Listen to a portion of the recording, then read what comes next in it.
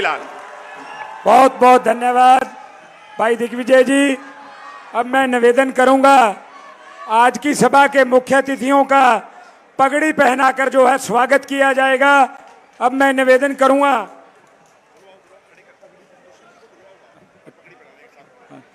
सबसे पहले मैं निवेदन करूंगा उस युवा नौजवान को जिसने हरियाणा प्रदेश में तरक्की की नई इबादत लिख दी, जिसने पूरे प्रदेश में सबसे ज्यादा फसल एमएसपी पर बिकवा कर किसान का साथ किया। आप सबके अपने युवा देवीलाल भाई दुष्यंत चौटाला जी वो आए और मैं निवेदन करूंगा दुष्यंत चौटाला जी का, श्री अशोक वर्मा जी, नरेंद्र बराड़ जी, सर्वजीत जी, भीम सारण जी, सुखविंदर सिंह जी, सावंत खेड़ा जो है पगड़ी पहनाकर हरियाणा की आन बान और शान, हरियाणा की पगड़ी पहनाकर उनका स्वागत करेंगे।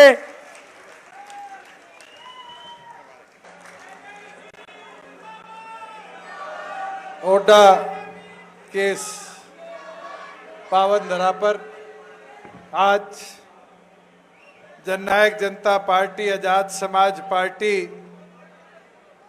के इस गठबंधन में मेरा साथ देने आए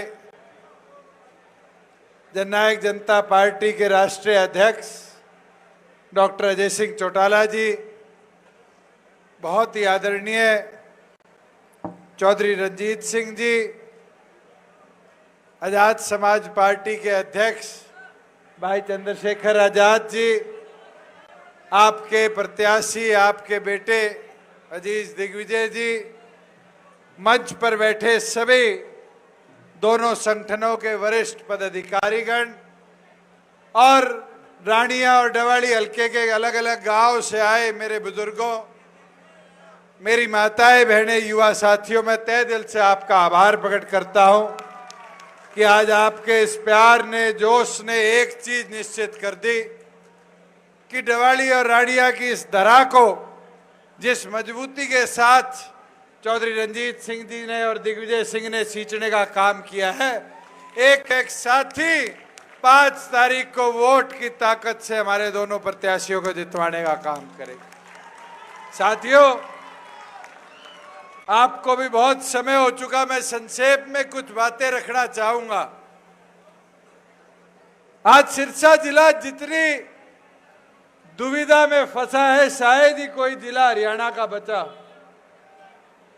या तो यह हालत हो गई कि दुनिया की सबसे बड़ी पार्टी अपने आप को कहने वाली बीजेपी कैंडिडेट उठा लेती है और बेमेल गठबंधन के साथ जाकर जुड़ जाती है। हालत क्या है? जिस कांडे ने लोकदलियों को सिरसा की धरा पर पिटवाने का काम किया, आज लोकदल उससे हाथ मिला लेती है। साथियों, बीजेपी, हलोपा, लोकदल और साथ में बसपा, 4 दल मिलकर किससे लड़ रहे हैं? इस 33 साल के छोरे से या 79 साल के चौधरी रंजीत सिंह जी से। ये तय आपको करना है कि आपका साथ कितना मजबूती का साथ होगा। साथियों, मैं एक चीज बोल सकता हूं, 62वीं विधानसभा है आज मेरी। प्रदेश के अलग अलग कोने में जाने का मौका मिला है। 62 की 62 विधानसभा में माहौल देखा है। आज ताकत आपके वोट की समझ जाओ। जहां आप मजबूती दिखाओगे वहां आपकी ताकत जीतकर विधानसभा में जाएगी। ये राष्ट्रीय पार्टियां बारी बारी सोचती है क्षेत्रीय दल को खत्म कर देंगे। इनके कहे हम खत्म नहीं होने वाले। ये चौधरी देवीलाल जी को कब खत्म करने लगे थे और आज हालात देखो। मैं एक चीज जरूर इस मंच से आज साझी करना चाहूंगा। ये पत्रकार साथी कई बैठे हैं, ये इंटरव्यू लेने आते हैं, माइक लगा देते हैं कहते कांग्रेस कहती है आप उसकी बी टीम, बीजेपी कहती है उसकी बी टीम। मुझे एक चीज तो बताओ, ये बीजेपी कहती है हमने खर्ची पर्ची बंद कर दी। राजस्थान और मध्य प्रदेश का मुख्यमंत्री पर्ची से बना था, नहीं बना था? जब जाकर जेब से पर्ची कढ़ी तो कई लोग कुर्सियों से उठे, और दूसरी ओर पर कांग्रेस का मुख्यमंत्री किससे बनता है? खर्ची से। ये खर्ची पर्ची की टीम को इस प्रदेश से उखाड़ फेंक कर ताकत अपने हाथ में लाने का काम करो। मैं तो इतना बोल सकता हूं, आज चाहे रानिया हल्का हो, चौधरी रणजीत सिंह जी मेरे साथ कैबिनेट में मंत्री थे, O2 हेड तक नई सड़क इस नेशनल हाईवे से बनाई, क्योंकि राज में हमारी कलम में शाही थी, ताकत थी। ये अपना डवाली हल्का 10 साल हुड्डा का राज रहा, क्या मिला इस विधानसभा क्षेत्र को? 5 साल बीजेपी का शासन रहा, क्या मिला इस विधानसभा को? मगर आप उठा कर देखो, जब आप लोग सत्ता में आए तो इस विधानसभा क्षेत्र में 300 करोड़ से ऊपर सड़क निर्माण के मेरी कलम से लगने का काम है। अभी दिग्विजय चौटाला गांव की बात रख रहा था, इंडोर स्टेडियम बन गया। अगर देश का सबसे आधुनिक सीवरेज सिस्टम किसी गांव में लगेगा तो 72 करोड़ का चौटाला गांव में लगने जा रहा है। साथियों, ये नियत साफ हो तो व्यवस्था बनाई जाती है महाग्राम योजना के तहत। और एक चौटाला नहीं, 108 गांव जिनकी आबादी 10,000 से ज्यादा थी, मेरी कलम से मैंने महाग्राम योजना के तहत उनमें सीवरेज सिस्टम लगवाने का काम किया। मगर उस कलम की साई कम थी, 10 विधायक थे। अगर पिछली बार मोर्चा मार देते 11 होते तो डवाली में ताकत और ज्यादा होती नहीं होती। मगर इस बार मौका है आपके पास, आज इस अवसर को छोड़ो ना, 1 और 1 11 की ताकत को समझने का काम करो। और इनेलो और बसपा का तो सांग खिंड लिया। कल वीडियो देखी होगी सबने, बहन जी के बोल के गई, इनेलो अध्यक्ष, इनेलो राष्ट्रीय सचिव, क्या क्या बोल रहे थे स्टेज में। ये हमारे अनुसूचित दलित भाइयों बहनों का अपमान कर कर गए। आज उसका भी जवाब देने की जरूरत है। साथियों, मैं निवेदन करता हूं, अब अपनी ताकत को एकत्रित करो और एकत्रित कर कर जननायक जनता पार्टी, आजाद समाज पार्टी और चौधरी रणजीत सिंह जी की ताकत को बढ़ाने का काम करो। मेरी तो विनती प्रार्थना है, हमारा घोषणा पत्र आपके बीच में आ चुका। डवाली का घोषणा पत्र दिग्विजय ने आपको ला दिया। ये आपकी ताकत थी जो 50% महिलाओं को आरक्षण देगी। ये वर्मा जी बैठे स्टेज पर, कुम्हार हो, सुनार हो, खाती हो, नाई हो, तेली हो, कभी पंचायत मेंबर से ऊपर नहीं बनते थे। आज 8% ब्लॉक समिति, जिला परिषद, सरपंचों के पदों पर आरक्षण देने की ताकत आपकी कलम में थी, जो कानून में प्रावधान कर पाए। और साथियों, मैं चाहूंगा उस ताकत को बढ़ाने का काम करो। और भाई, चौधर आएगी तभी काम होगा। मैं उचाड़ा में बोल के आया हूं, हुड्डा का दामाद कहने लग गया चौधर आएगी तो रोहतक झज्जर की आएगी। क्षेत्र में मत बांटो। आज पूरे हरियाणा का विकसित विकास कराना है तो अपनी ताकत को बढ़ाओ और इन दोनों राष्ट्रीय पार्टियों को उखाड़ फेंकने का काम करो। मेरी विनती प्रार्थना आपसे इतनी है, वोट की ताकत सबकी एक है, घबराने की जरूरत नहीं। ये मेरे कई चाचे मैदान में हैं। चौटाला साहब एक बार भाषण में हमेशा कहा करते थे, कहते इनको लाठी डंडों की जरूरत नहीं है। आज आपके बटन की ताकत में बहुत है। अगर एक बटन चाबी का दबाओगे तो कितनों का इलाज बांधोगे? कितनों का? तो दबा दोगे सारे बटन? जिता दोगे दिग्विजय रे? जिता दोगे चौधरी रणजीत सिंह जी ने? मैं तो यही विनती प्रार्थना आपके बीच में करने आया था।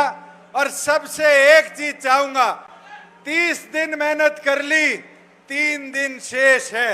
इन 3 शेष दिनों के अंदर दिन रात एक कर दो, घर घर में घुस जाओ, एक लक्ष्य के साथ कि हमने अपने बूथ को जिताना है, बूथ को मजबूत करना है। और अगर आप सबने प्रण ले लिया और ये प्रण अपने बूथ को जिताने का हो गया तो हमारे दोनों में साहब बड़े बुद्धिमान आदमी हैं। इनको पता है कि जब तक मैं इनका नाम नहीं लूंगा ये तब तक रुकेंगे नहीं। तो मैं हमारे मिशनरी गायक भाई मंजीत जी का भी धन्यवाद करता हूं। आज की सभा में दूर दूर से दोनों विधानसभा से पहुंचे इस क्षेत्र के सम्मानित मतदाताओं, हमारी माओ बहनों, नौजवान साथियों, सम्मानित बुजुर्गों, आपका यहां पहुंचने पर ओड्डा मैं दिल की गहराइयों से बहुत बहुत धन्यवाद करता हूं। साथ में अपनी बात को शुरू करते हुए सभी धर्मों में जन्मे सभी संतों, गुरुओं और महान पुरुषों को भी नमन करता हूं। राष्ट्रपिता ज्योतिबा फूले, छत्रपति साहू जी महाराज, ईवी पेरियार रामानायकर स्वामी, पेरियार ललई यादव, बाबू जगदेव प्रसाद कुशवाहा, जननायक कपूरी ठाकुर, संत राम बीए प्रजापति, डॉक्टर बाबा साहब अंबेडकर, जननायक ताऊ देवीलाल, मान्यवर साहब श्री काशीराम और मान्यवर दीना भाना वाल्मीकि जी को भी नमन करता हूं। आज की ऐतिहासिक सभा और बड़े लंबे समय से आप लोग यहां इंतजार कर रहे हैं। मैं तो डबवाली में बहुत अंदर तक, गांव-गांव तक घूम के देख के आया था। बहुत प्यार, बहुत सम्मान। मैं दिल की गहराई से डबवालियों के साथियों का बहुत बहुत धन्यवाद करता हूं। इस मंच पर उपस्थित जेजेपी, आजाद समाज पार्टी और भीम आर्मी के सभी वरिष्ठ नेताओं का, उपस्थित कार्यकर्ताओं का और बहादुर सिपाहियों का मैं बहुत बहुत धन्यवाद करता हूं। मेरे साथ चल के आए आपके लोकप्रिय नेता भाई दुष्यंत चौटाला जी, यहां के भावी विधायक, मेरे छोटे भाई, और जिनका विजन ऐसा लगता है कि वो आम जनता के लिए ही जन्मे हो, युवा, तेज तर्रार और भावी भविष्य हरियाणा भाई दिग्विजय चौटाला जी, और साथ में जेजेपी के राष्ट्रीय अध्यक्ष श्रद्धेय अजय सिंह चौटाला जी और रानिया विधानसभा से लोकप्रिय प्रत्याशी, पूर्व मंत्री और हम सबके बड़े चौधरी रणजीत सिंह चौटाला जी भी आज इस मंच पर मौजूद हैं। मैं उनका भी धन्यवाद करता हूं। साथ साथ हमारे वरिष्ठ नेता कर्नैल सिंह ओड्डा, सतपाल जी, जिला प्रभारी चेतराम जी, जिला अध्यक्ष अमन ओड्डा जी, मणिराम जी, रोशन परिहार जी, बलवीर राठी जी, राहुल परिहार जी, राजकुमार जी, अनिल जी, कश्मीर जी, सुमित जी, सन्नी जी, प्रेमू जी, कर्तन जी, गोविंद जी, विशाल जी, निखिल, नरेंद्र, सोनू, सुखदेव, नुकुल वाल्मीकि, सुखराज सिंह और करशन जी का भी मैं बहुत बहुत धन्यवाद करता हूं। मैं जानता हूं कि आप लंबे समय से यहां बैठे हुए हैं और लंबे समय से यहां उपस्थित नेताओं को आप लोग सुन रहे हैं। मैं तो आपसे ज्यादा लंबी बात नहीं कहूंगा। पहली बात यह है कि औरों के लिए चुनाव है,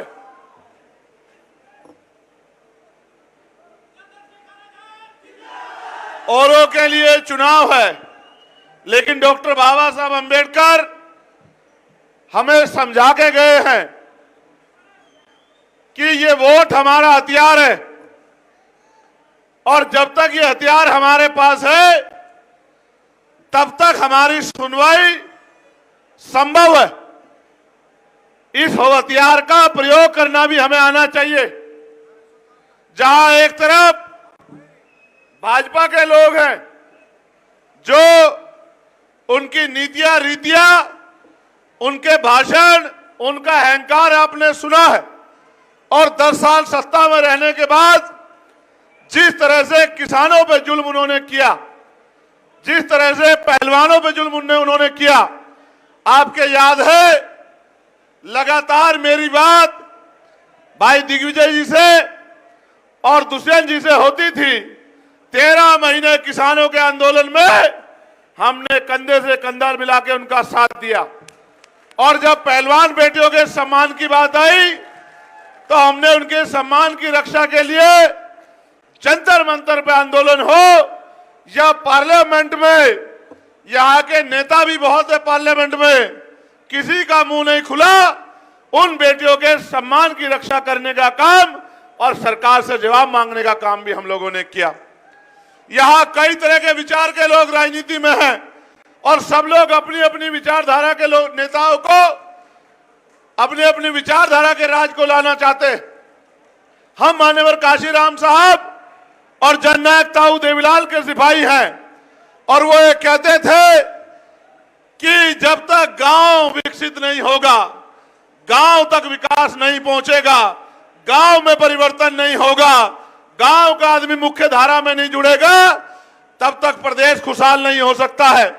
मैं धन्यवाद दूंगा भाई दिग्विजय का, जिस तरह से उन्होंने इस विधानसभा में 40 गांव में लाइब्रेरी बनवाने का काम किया, डिजिटल लाइब्रेरी, जिस तरह से 17 गांव में उन्होंने स्टेडियम बनवाने का काम किया, जिस तरह से ढाणियों ढाणियों तक बिजली पहुंचाने का काम किया और पाइपलाइन के जरिए अंतिम गांव के अंतिम छोर तक पानी पहुंचवाने का काम किया।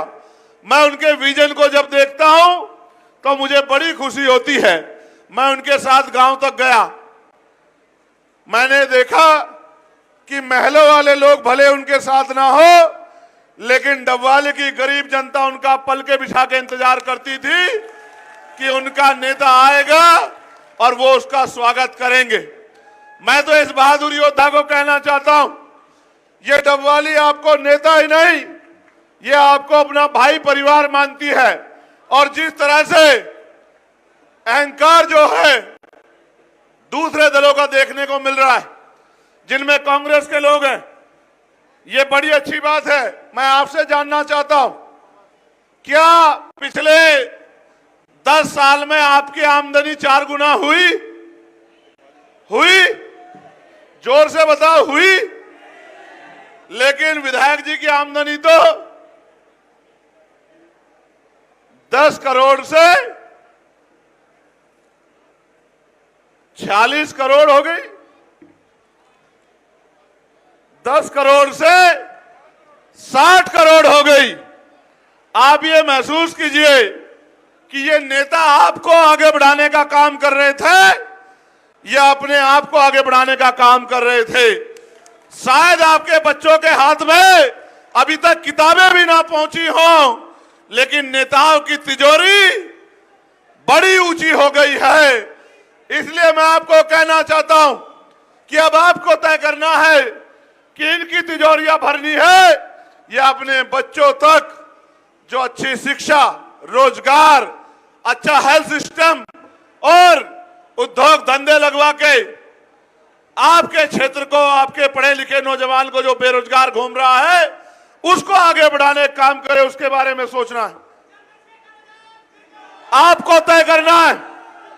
मैंने तो आके आपको जिम्मेदारी सौंप दी थी कि आप ये मत समझना कि डबवाली में दिग्विजय लड़ रहा है, आप ये समझना कि आपका भाई चंद्रशेखर आजाद लड़ रहा है। और दल है यहां, एक और अलायंस है, आज तक मैं उन पे नहीं बोला, किसी ने नहीं सुना होगा, लेकिन परसों तरसों जिस तरह से उनके नेताओं ने मंच के माध्यम से अपशब्द कह के हमारे लोगों का अपमान करने का काम किया, ये भी मेरा समाज भूलने वाला नहीं है। वोट की चोट से वो उनको जवाब देने का काम करेगा। हालात ऐसी थी कि हमारी बड़ी नेता को मंच से उसको काउंटर करना पड़ा और जवाब देना पड़ा कि भाई ये शब्द हमारे समाज के लिए प्रयोग मत करो। इसलिए मैं आपसे कह रहा हूं, इस अहंकार को हमें तोड़ना है। साथ साथ ये जो बड़े बड़े महलों वाले सब लोगों ने जो इकट्ठे होकर एक अलायंस बना के मेरे छोटे भाई को रोकने के लिए पूरा जी जान लगाया है, उनको भी हमें अपनी ताकत से वोट से जवाब देना है। आपने देखा उचाना में किस तरह से मेरे ऊपर हमला करने की कोशिश की गई। उनको लगता था कि मैं उनके हमले से डर जाऊंगा। वो ये नहीं जानते कि जितना मेरे ऊपर मेरे समाज पे जुल्म करोगे उतना मेरा समाज संगठित होकर मेरी ताकत बनेगा और मेरे एक आवाज पे खड़ा होकर इन जुल्म करने वालों को मिट्टी में मिलाने का काम करेगा। मैं तो आपसे कहना चाहता हूं, मैं भाई दुष्यंत से भी कहूंगा कि वो खड़े हो जाएं। एक बहुत जरूरी इम्तिहान अभी बाकी है। ये वो लोग हैं जिन्होंने दिल्ली में मेरी एक आवाज पे जाके दिल्ली बंद कर दिया जब दिल्ली में गुरु घर टूटा। ये वो लोग हैं जिनके सम्मान पे मैंने चोट नहीं पड़ने दी। 16 महीने जेल काटी, दिल्ली में 2 बार तिहाड़ काटी और गोलियां भी खाने का काम किया। कभी मैंने इनके सम्मान पे चोट नहीं पड़ने दी। मैं भाई दिग्विजय से और दुष्यंत भाई से, दोनों साथ भाइयों से ये कहूंगा कि दिग्विजय भाई और दुष्यंत भाई, आज मैं अपनी गैर मौजूदगी में, क्योंकि पार्लियामेंट में तो मैं इनके हितों के लिए दहाड़ता हूं, इनकी आवाज को उठाता हूं।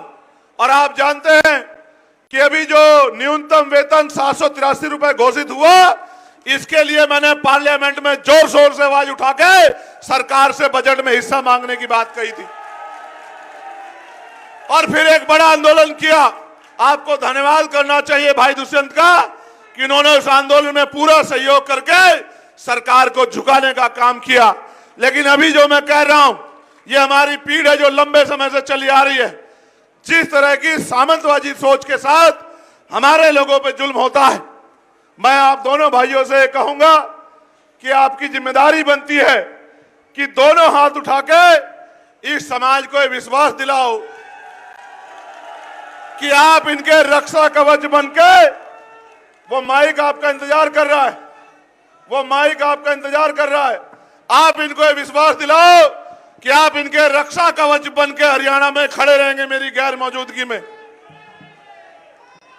मेरा वादा है। और एक चीज मैं याद दिलाता हूं, जब भाई चंद्रशेखर को जेल में डाला गया था रविदास मंदिर दिल्ली के संघर्ष के अंदर, सबसे पहले हमने ये आवाज उठाई थी और 5 एकड़ कुरुक्षेत्र में दिलाकर आज भव्य रविदास मंदिर कुरुक्षेत्र की धरा पर बना रहे। मैं भाई दिग्विजय से भी कहूंगा, क्योंकि आप मेरे साथ गांव में गए, किस तरह का प्यार जनता आपसे करती है।